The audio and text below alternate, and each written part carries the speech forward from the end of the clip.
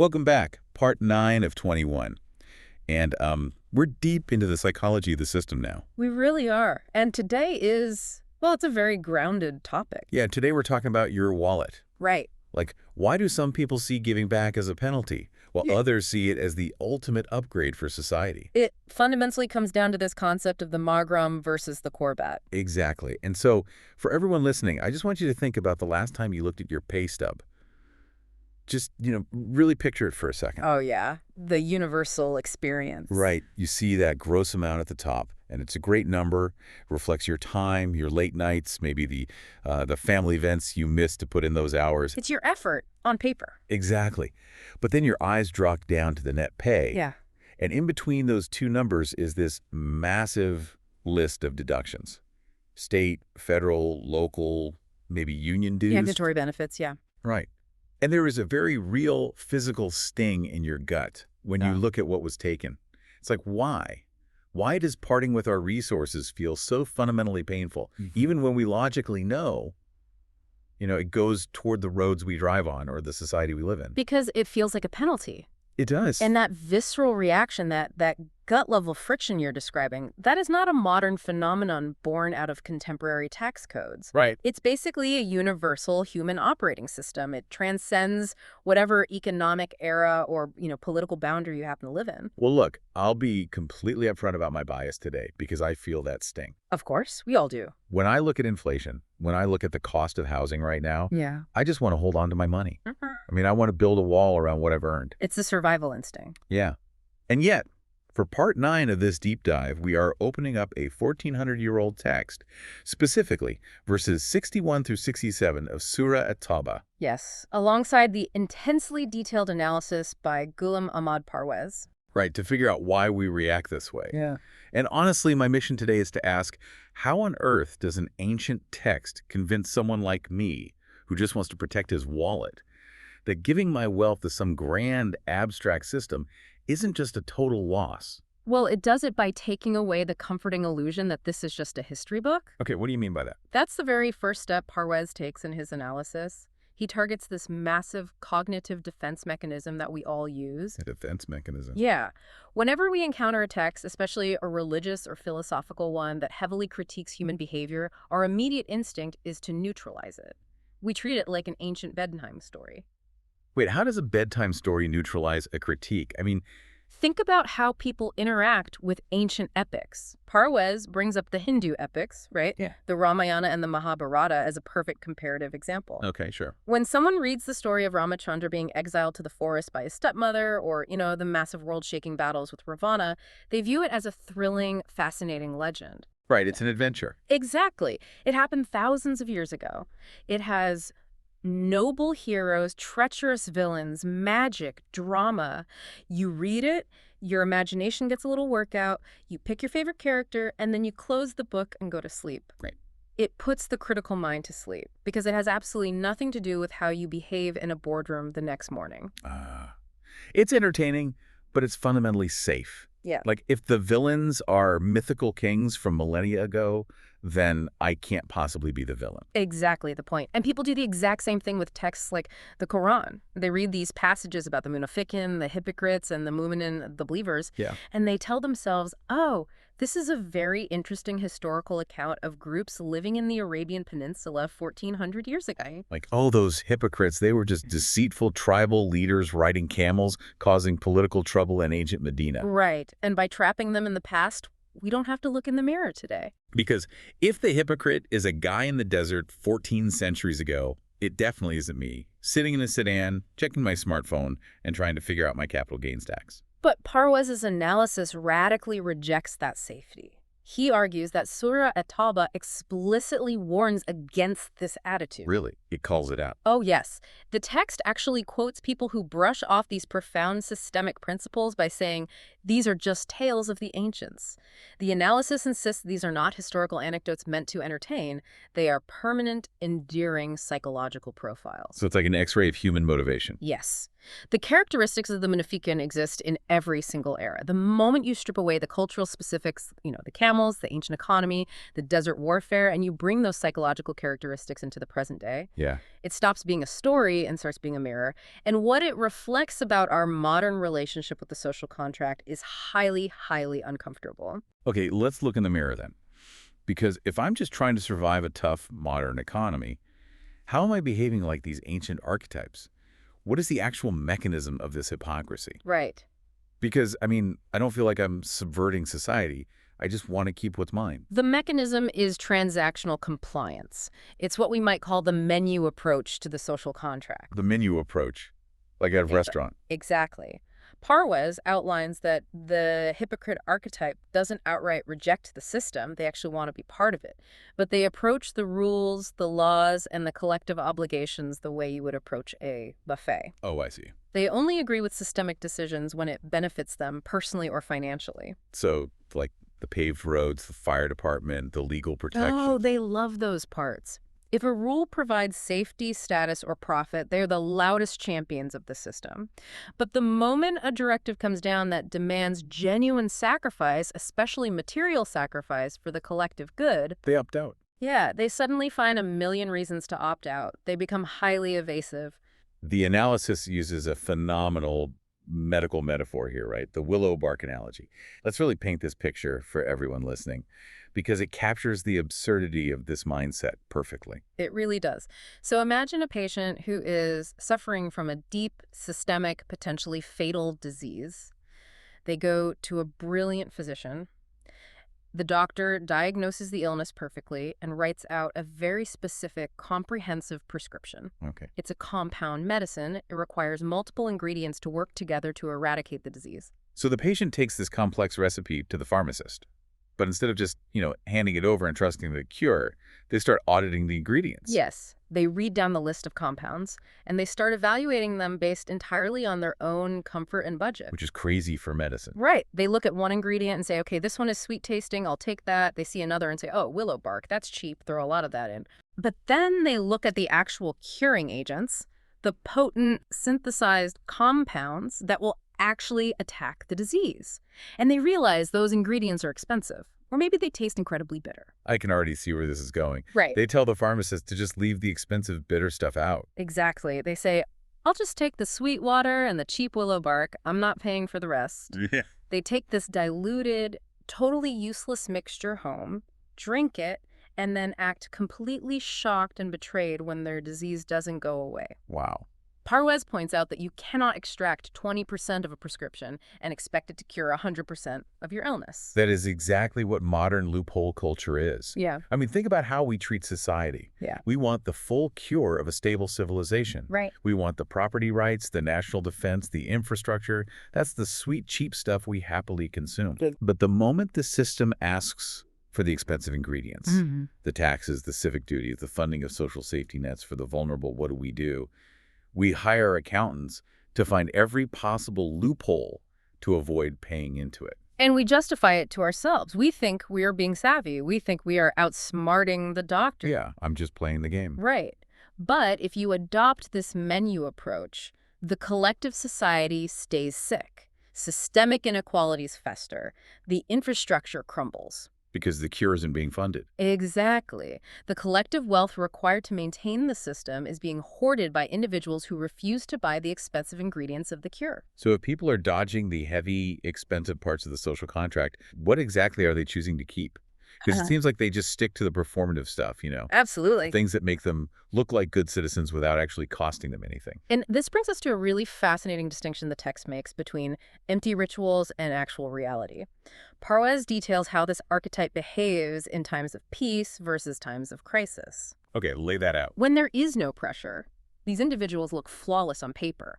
They are the ones who diligently perform all the basic, visible rituals. They pray, they fast, they might toss a few coins to a highly visible charity event. Right, they have a perfect attendance record at the gala. They are signaling virtue to everyone around them. Exactly. But the text notes a violent shift in their behavior when the system faces a genuine crisis. Like what kind of crisis? When the collective society demands real, heavy sacrifice, say, funding a massive systemic struggle against poverty, or defending against an existential threat, these exact same perfect participants suddenly vanish. It just disappear. They start questioning the timing. They say, why so soon? Can't we study the problem more? Let's not rush into this massive expenditure. To explain why these rituals without resource commitment are useless, Parwez brings in two brilliant analogies. Oh, these are great. The first is the carpenter. Let's really sink into this imagery because it's so vivid. You hire a carpenter to build a massive, solid oak door for your house. Right. You provide the wood, you agree on the fee, and you leave him in your yard to work. And from dawn until dusk, you hear the sounds of intense labor. Yeah. You hear the rhythmic, scraping sound of the plane moving back and forth. Swish, swish, swish. You look out the window, he's sweating, there's sawdust flying. He looks incredibly busy. He spends 12 hours doing this. But when the sun goes down and you walk outside to inspect the door, there is no door. Just a pile of wood shavings. There is just a pile of wood shavings and a man holding a tool.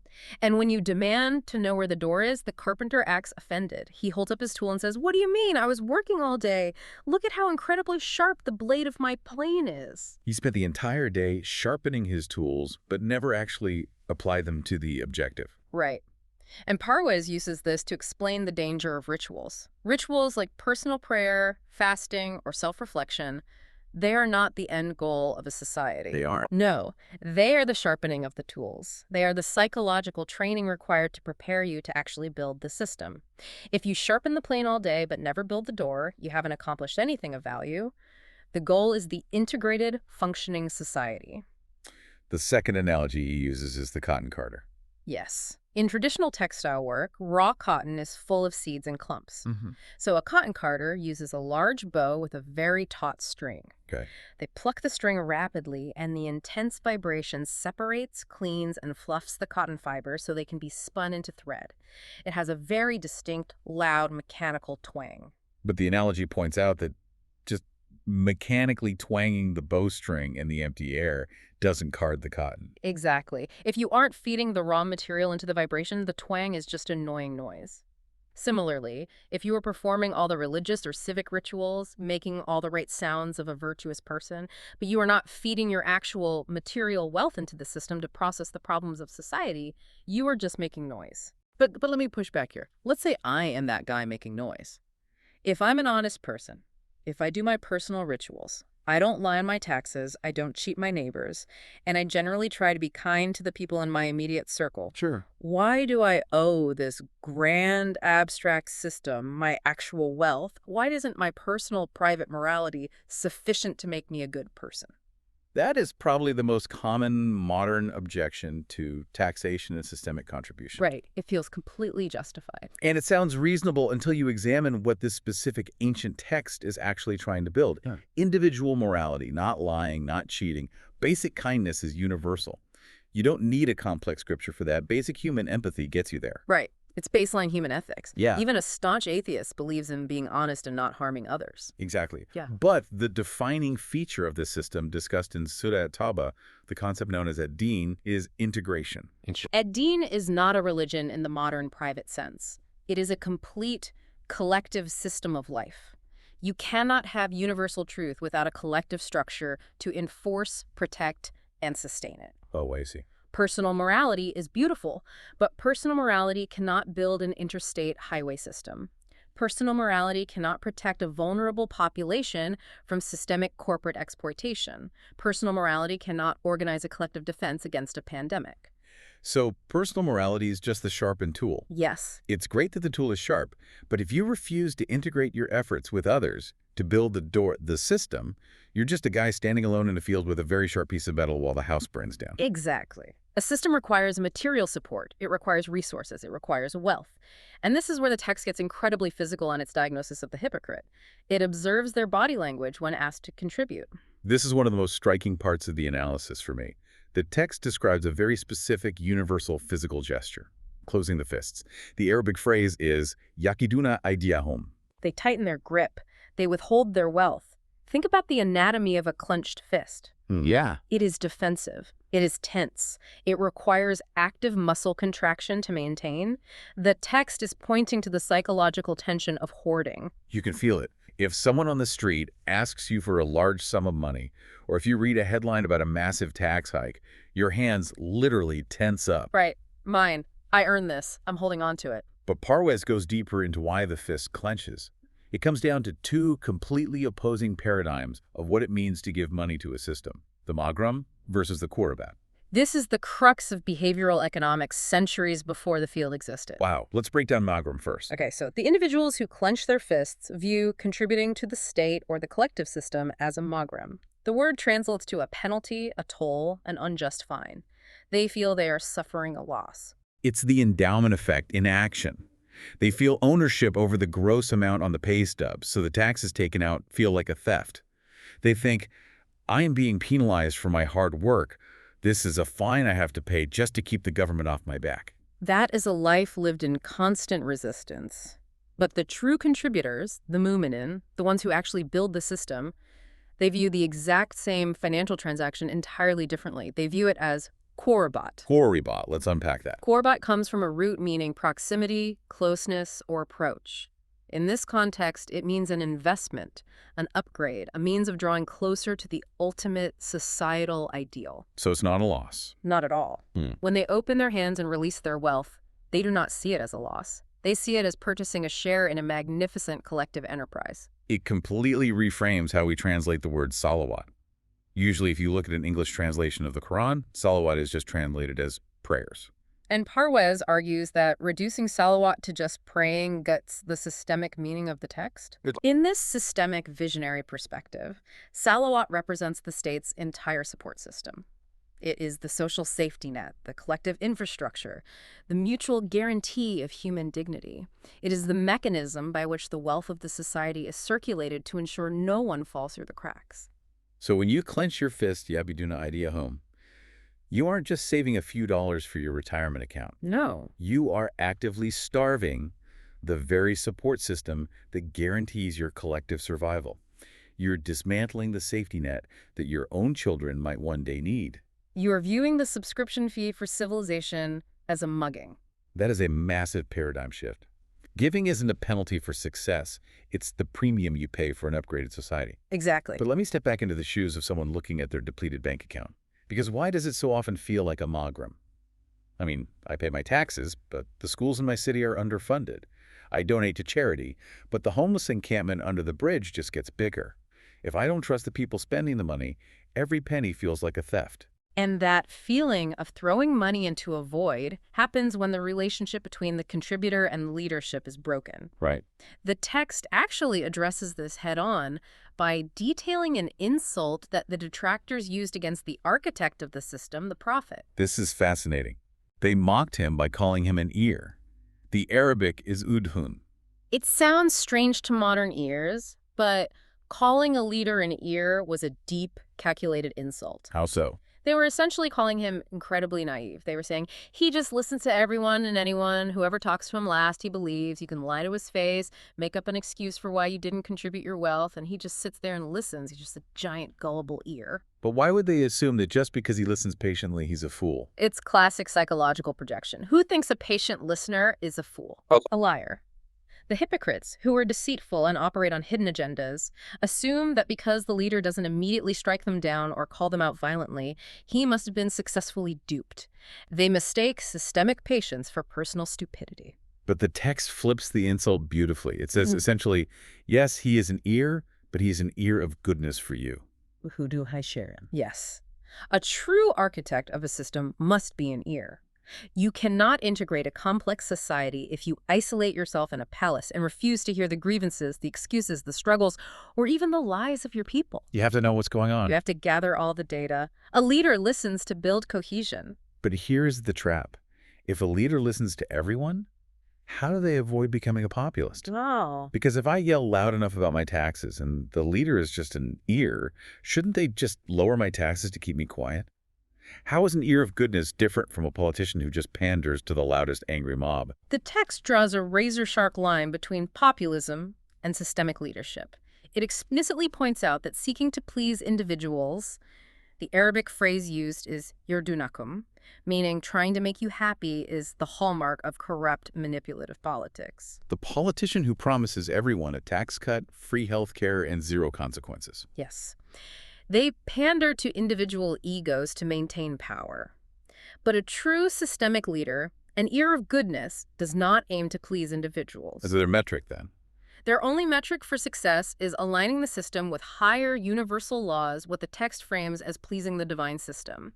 They will listen to your complaint patiently, but they will not break the systemic law just to appease your individual anger. Wow. They will not let you hoard your wealth at the expense of the collective safety net, no matter how much you threaten them. So they hear your grievance, but they serve the integrity of the system. They serve collective dignity over individual entitlement.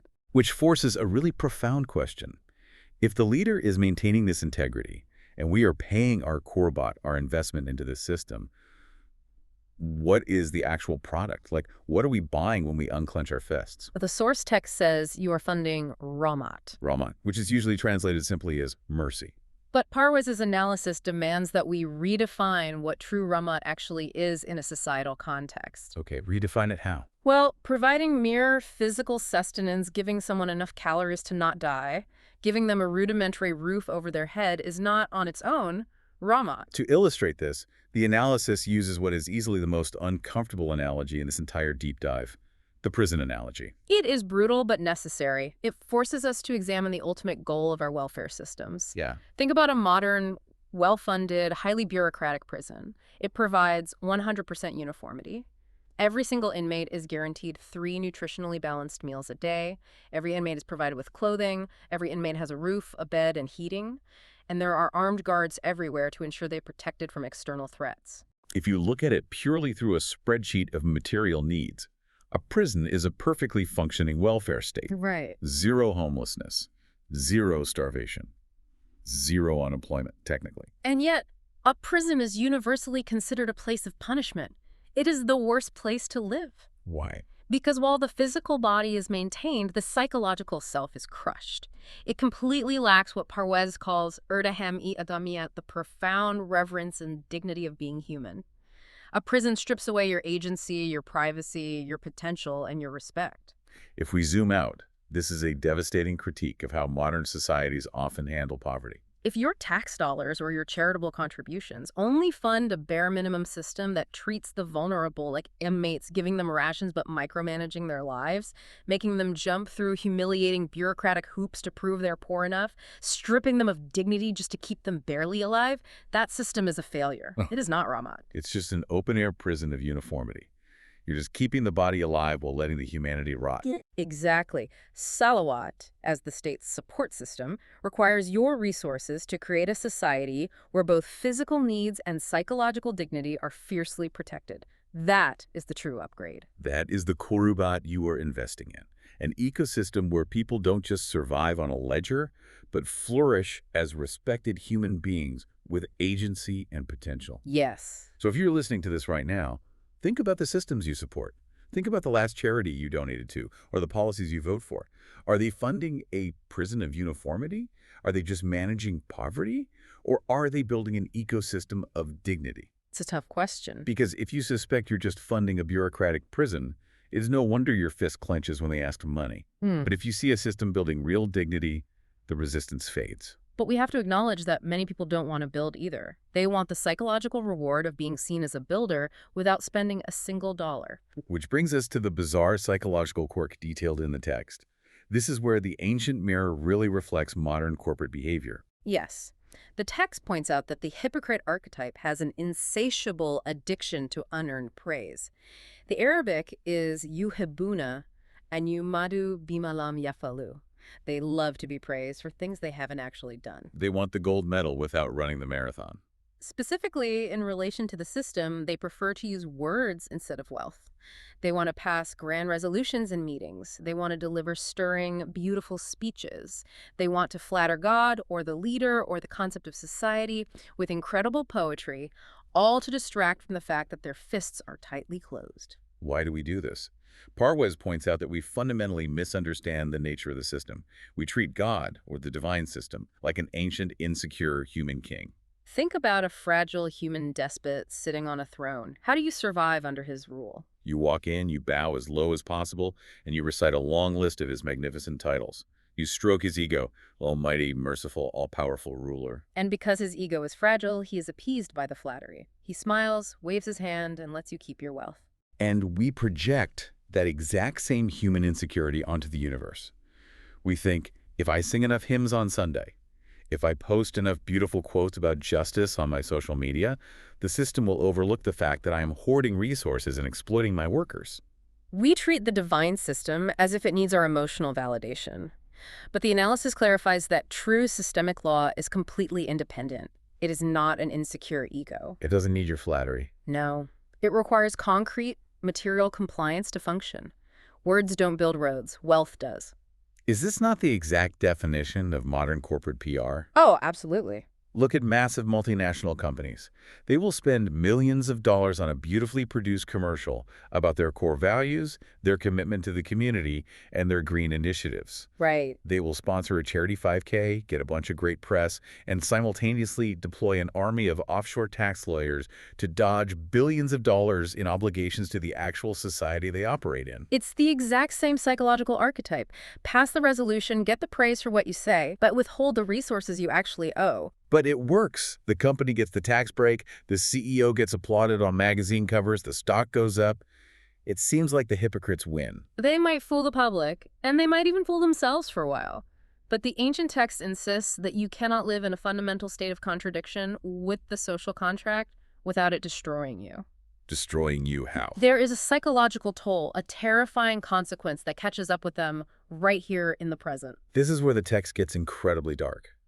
We usually think of punishment for this kind of societal betrayal as a theological concept, something that happens in an afterlife, fire and brimstone after you die. Right. But the text is intensely focused on the here and now. It describes the hypocrite as living in a perpetual state of terrifying anxiety. The phrase is yadharul munafiquna. They are deeply, constantly afraid. Afraid of what? They have the money, they have the PR, they have the staff. They are afraid of exposure. They know deep down that they are frauds.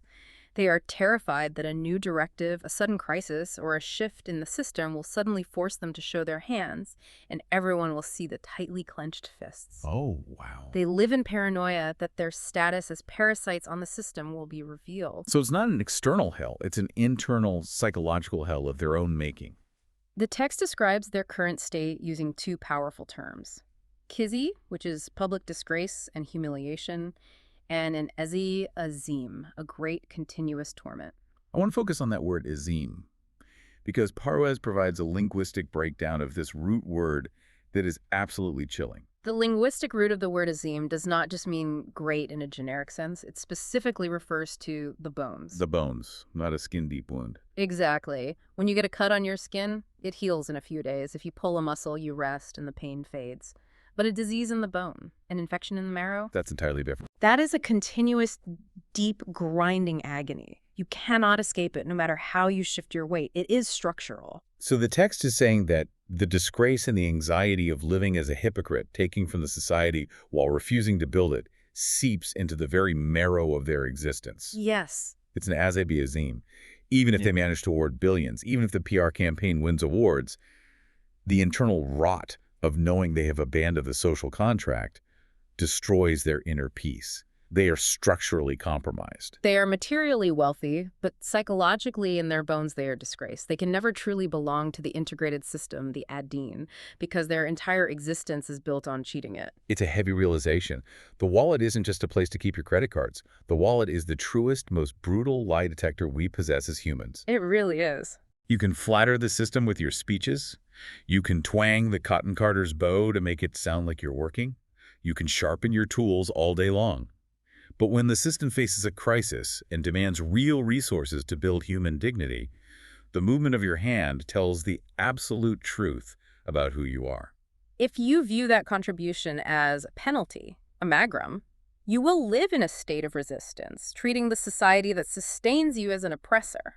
But if you can make the shift, if you view it as korban, as a literal investment in proximity to a better world, you stop being a parasite and you become an architect. Exactly. You aren't just paying a fine, you are funding Rahmat. You are building an ecosystem of dignity. You move from the anxiety of the clenched fist to the peace of the open hand.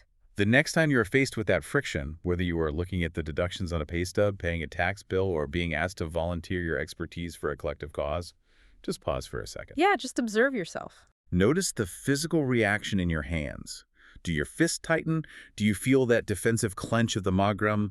Are you just sharpening tools for a door you have no intention of helping to build? Just notice it. Because that split-second physical reaction is the ancient 1,400-year-old psychological mirror reflecting exactly where you stand with the rest of humanity.